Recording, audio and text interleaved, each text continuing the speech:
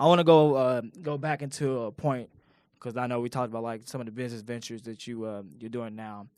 Now, when you first started here at UK, did you see yourself being involved with as many organizations that you are involved with? Like, I know you're the president of the entrepreneurship club here. Mm-hmm. I know that, like I said, you was starting a little bit on Synergy and you did Life Off You. Did you see yourself doing all these things when you first got here? Honestly, I did. I remember that when I first got here, the very first thing I did was go on UK's website and just look at all the organizations or departments that would be interesting to me. And I tried my best to reach out to every single one of them. No lie, I remember when I moved in, this is before classes even started, I heard somebody tell me that, because actually what's funny enough is that I used to actually work out of this building, because before it was kind of this, makeshift comm college. It used to be where the student center operations were before they built the new one, of course. Yeah. And I lived across the street at Jewel Hall called Champions Court 1 when I was there.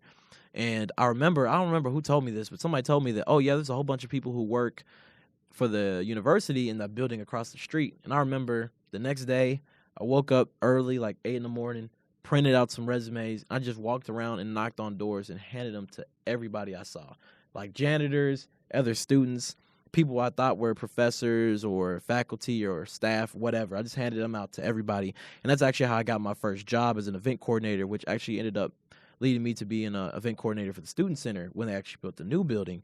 And then from there, I tried to get involved with all these Gatton clubs, and that's where I found the gap in desire for entrepreneurship and not having a student-led organization that revolves around it. And I decided, let me go ahead and start this. And I couldn't say that I saw myself doing things at the level I am. I mean, getting asked by UK to go to Apple's headquarters in San Francisco on their dime to help them design an app and then help them with these corporate partnerships with these big blue chip Fortune 500 companies. I couldn't have ever told you I saw myself doing that, but I knew that I was going to try to. Mm-hmm. So you like I said, you had, like, just talking about from when you lived across the street, you like it's apparent that you had that mindset of like you was going to do something and you just had that vision, like just waking up early, 8 a.m. just to come across the street and just hand your resume out to anybody. Like that showed that you had like that drive just to like you just wanted to do something. Like who was even the person that even picked up your resume and decided, hey, I want to give you a job? Like who was it? Like yeah, it was this guy. So it's funny now because me and him had a big falling out last year. You're familiar. Yeah. You're kind of responsible. We're not going to get into that right now.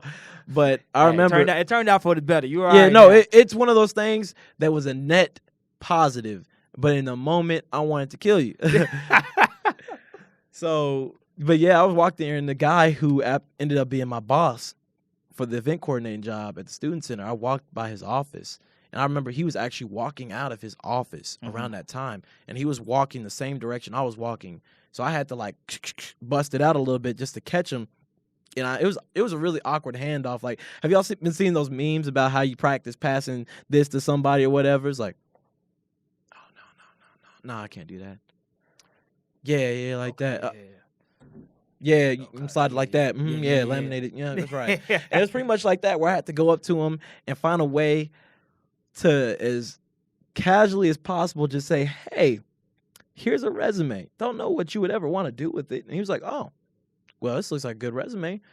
And it really wasn't. I'm looking at that resume, and it was terrible. But I was a freshman in high school. I mean, who has a good resume coming out of high school? Right. But the fact that I was just there making that effort was enough for him to give me that interview, and then I got the job.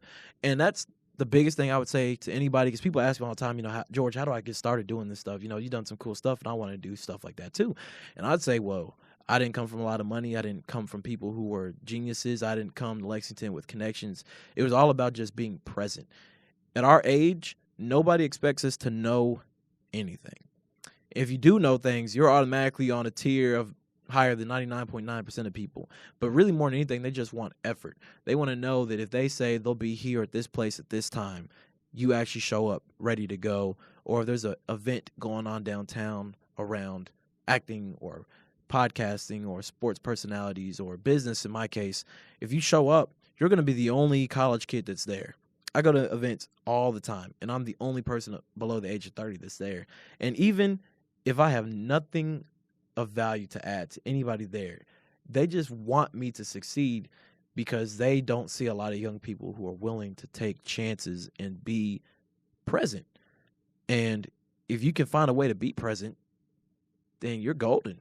And if you can match that presence with skills and with credentials to back it up, I mean, sky's the limit. Yeah, and just taking that risk, because I know that's like kind of the big thing for a lot of people. Is just like, I know, especially for me at first, it was just, it's scary sometimes just to take that risk and like to take that jump.